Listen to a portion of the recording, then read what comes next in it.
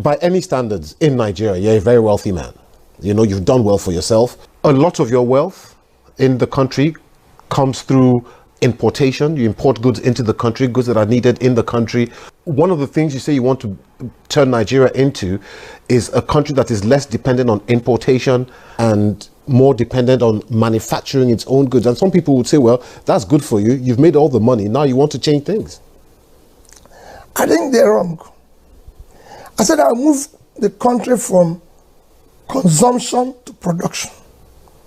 What I mean by that is that I want to see people wealth with enterprise. So if we say you're wealthy, there must be something you're doing to do. When it comes to, I was a successful businessman, and I was involved in the whole value chain, from agricultural produce to manufacturing to distribution. What people used to see with me is the distributing part of it while I was in business. When I was in trade, I was distributing local goods as well as importing to complement. What is important is that we want to move from, when I talk about consumption to production, is look at the vast land we have in the north. That is the most important physical assets of the country today. If you cultivate all that vast land, we will feed ourselves, we will export. That vast land can change Nigeria. What brought us to where we are today is cumulative effect of leadership failure over the years by the same people who are elected, by the same people who are in office today. So we're talking about the structure that have kept us where we are, the structure that have produced the highest number of people in poverty in any country, the structure that have produced the highest number of out-of-school children, the structure that have made the country one of the most corrupt countries in the world, the culture that have made it one of the most insecure places in the world, the structure that have brought about highest youth unemployment in the world, the structure that have made drug prevalence in Nigeria the highest, the structure that have made us to overtake India in infant mortality. That's why the fact there are 1.4 billion. And so I can go on and tell you about what this structure is all about.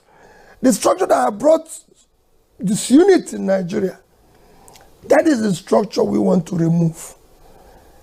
We want to bring a structure that will secure, unite, and bring about production-centered leadership in Nigeria, where we will start pulling people out of poverty. Our children will be in school, where we will start ensuring that people get jobs when they leave school by supporting micro, small enterprises, a structure that will start governing by rule of law, a structure that will fight corruption. This is the structure we need now. So I believe that the people know what I'm fighting for. Where do we want to be in the world of today?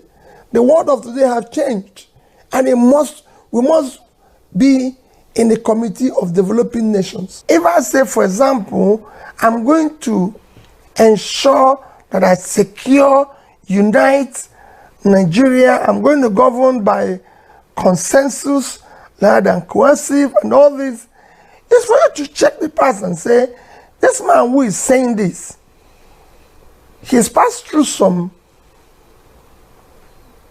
offices or places. Can we check what he did while he was there? The number one priority today in Nigeria is the issue of security, because it's impacting on it's become an existential issue for Nigeria. You can't talk about being a country unless you're secured, unless your citizens are secured. So it's an existential issue that must be dealt head-on, decisively. It's also something that if you deal with today, you can deal with your inflation. Because the worst part of inflation we're experiencing today is food inflation. So if you secure the country, your farmers will go back, they will produce more, and the food inflation will come down. But how would you solve it? How would you solve this problem? I said it without giving you fine details. We have to immediately review and restructure the entire security architecture. Make it responsive and responsible. Responsive is that they will deal with issues as quickly as possible. Responsible is that somebody is in charge, and if he's not doing it, don't wait. The person will go. Anytime I have the privilege of listening to P2B, all I hear is wisdom coming from a man that understands Nigeria very well. P2B have said this many times, and he also keep on saying it. So that once P2B speaks, critics from APC will come out and twist his words. P2B have always been hammering on how we can change our country from a country that only consumes to a country that produces, because in Nigeria, we import almost everything we use. We import almost everything. When I mean everything, every material we use in Nigeria are all imported. From the leather that they use to make shoes, they are imported. Most of these goods are imported, and most of them can be produced here in Nigeria. This is where people is coming from. That if we can harness our raw materials, our lands, because Nigeria have land, go to the north. North can produce food that can feed the whole Nigerians, and we will still be able to export and make money. But what is happening? You can't be talking about production in Nigeria, whereas insecurity is eating up Nigeria. You can't be talking about production when insecurity is the talk of time in Nigeria, where farmers are being chased from their farmland not to go and farm, where we are going food drought, where there's no more food because of insecurities. And the question goes down to the government. What are they doing? P2B said that number one thing is to fight insecurities in Nigeria. That's why we are having food crisis in Nigeria. To buy tomato now is very expensive. To buy onion is very expensive. To buy foodstuffs is very expensive. That's why everything is going up. Because those basic things we need that are in the farm are no longer being produced and harvested because of insecurities. These are where P2B is coming from. That if we can harness our raw materials, like I said, Nigeria is so much blessed with raw materials that we can produce and even export to China. It's just that we are limited to technology, we are limited to growth. We are okay where we are. And all our government are doing is they will export our raw materials. Some even illegally export our raw materials just to pocket the money, and then they will go and export our materials and then import finished goods, thereby importing it more expensive. That's why things are expensive in Nigeria. To buy a toothbrush in Nigeria is costing around 300 to 500 naira. Toothbrush that will buy 50 naira then, 150 then. This is the level where Nigeria have gotten to, and this is where P2B is coming from. Why not our government trying to harness and make proper use of our materials? Why would they do that? Create a company, a factory, or even bring in those people you think that are capable of teaching Nigerian youth. Because Nigerian youths are very hardworking. The thing there is that in Nigeria right now, no matter how hardworking you are, the money you earn will not still be enough for you and your family. That's the simple truth. That's why it's as if most of our youth are now going into yahoo, going into kidnapping and all of that. It's because of these things. The money you make legally in Nigeria is no longer enough. Only those that are enough, like are making enough money in Nigeria, are politicians, because they pay these people in millions, even doing less work.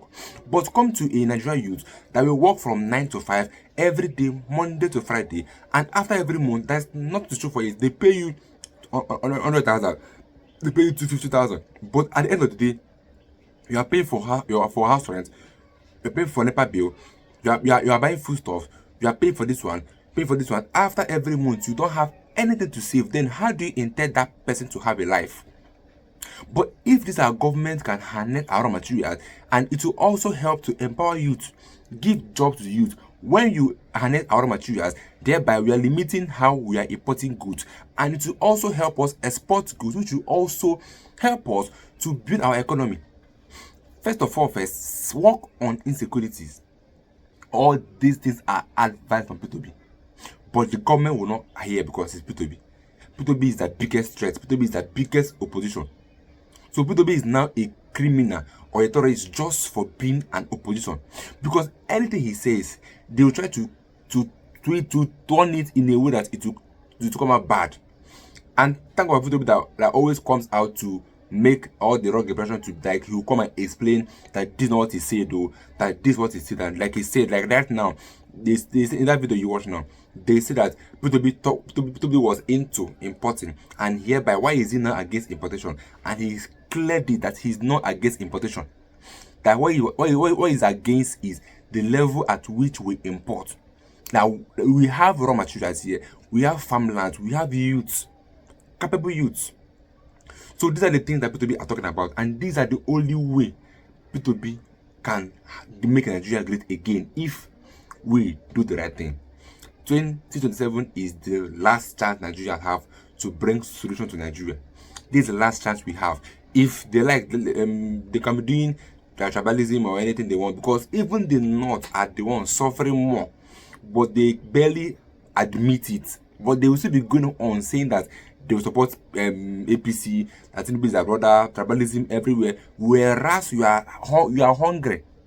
There's no food in the North, but you are still the one supporting APC government, trying to spoil P2B's name so that you'll be praising Tinubu, so that he'll give you office.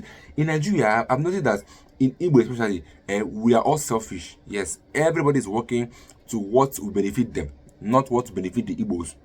That's why Nnamdi Kanu is still in detention. That's why P2B is not being carried the way he should have carried in the Southeast. Because the governors in the Southeast, the leaders in the Southeast, don't even campaign for P2B. They are always campaigning for Tinubu because of what they want to remain in office and for their own personal interest. But I'd like to get your views on this video, my opinions, and those that watch this video. Let me know what you think about it in the comment section, because to me, I will say it again, P2B is the solution to Nigeria's problem, and we all know it. Even the North know it, even the Yorubas know it, but we keep up pretending as if we don't know the good thing to do, the right thing to do. Like I said, 2027 is the last chance we have to make it right. Let me get your views in the comment section, guys.